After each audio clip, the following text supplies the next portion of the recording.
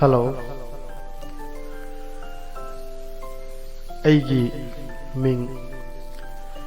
शमसुल हुदा काजी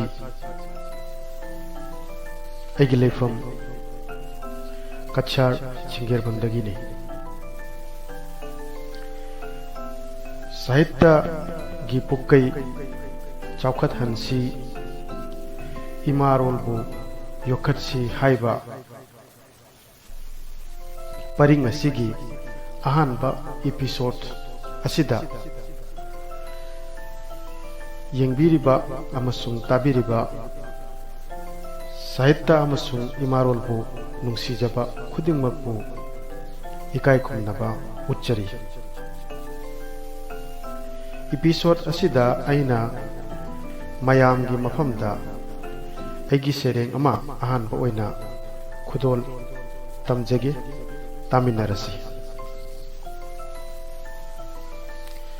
निंगसिंग हौरनी सोक 99 निंगसिंग हौरनी सोक 99 अवा नुंगाई कयागी मरक्ता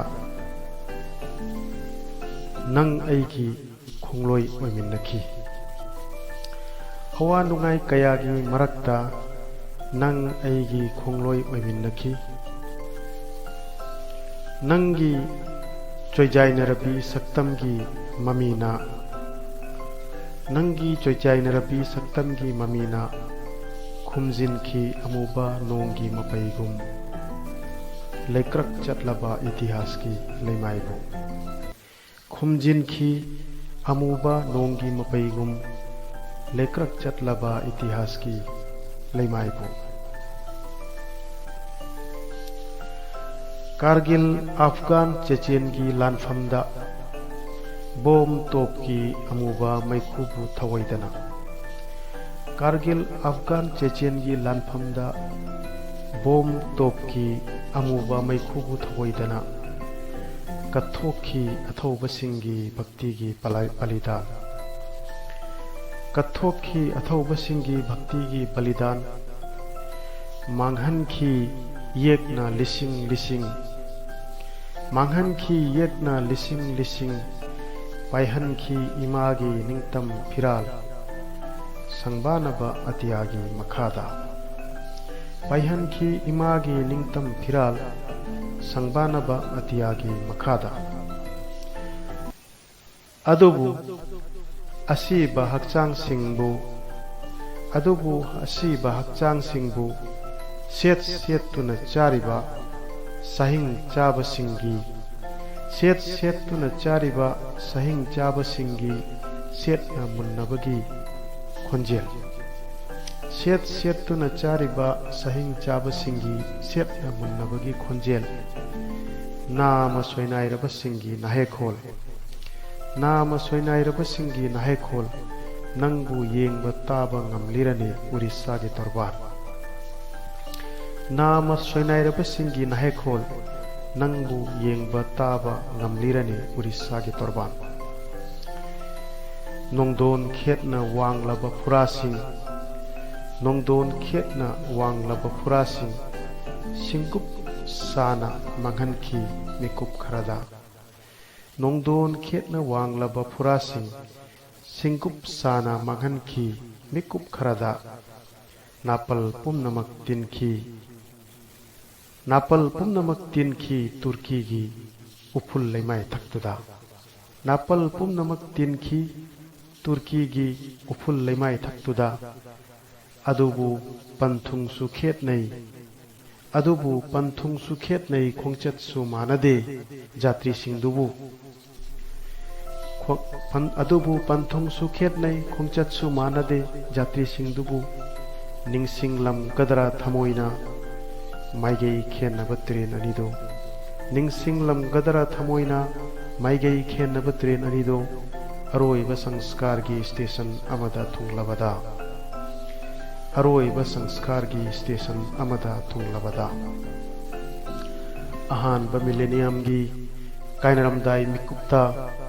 अहानब मिलेनियम की कायनरमदाई मिकुप्ता मनिंग तमना पाइजखिबा मालंग जहाज IC-814 मनिंग तमना पाइजखिबा मालंग जहाज IC-814 पाइसी पाइंगमदा खंगमदना खांखी पाइसी पाइंगमदा खंगमदना खांखी हाइजेकर सिंगी कल्लबा सरमचट की साफुलकता हाइजेकर सिंगी कल्लबा सरमचट की साफुलकता चयोलमा चुपना कांदाहार की मालंग प्लेटफॉर्मदुदा चयोलमा चुपना कांदाहार की मालंग प्लेटफॉर्मदुदा ngасidi kainaba haiba laiwana ngасidi kainaba haiba laiwana nungai yaifagi jagat ama sambiram laga nungai yaifagi jagat ama sambiram laga thindok pire numitha chahi gi lambida thindok pire numitha chahi gi lambida ani suba millennium gi anoba maton chonglak pasida ani suba millennium gi anoba maton chonglak pasida amuk halak laroi daba khongchat amada amuk halak laroi daba khongchat amada loijere aigi serengi mi ningsing horani shok 99 haina thonba ahanba millennium gi aroiba thagi aroiba numit tuda aina ijikhibani masigi sereng se ahanba millennium gi 1999 gi अरोइबा दिसंबर थादा गी अरोइबा निमित्ता अइना 1999 की ममांगदा होखिबा थोदोक पाथोकसिंग पृथ्वीदा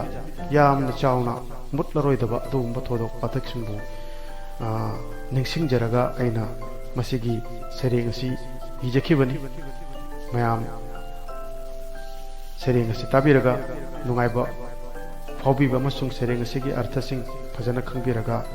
like अमसुंग comment review अमसुंग channel असिबु सब्सक्राइब तबिनबा अइना मयांग मफमदा नलुकना निसिंगजरी लोइजरे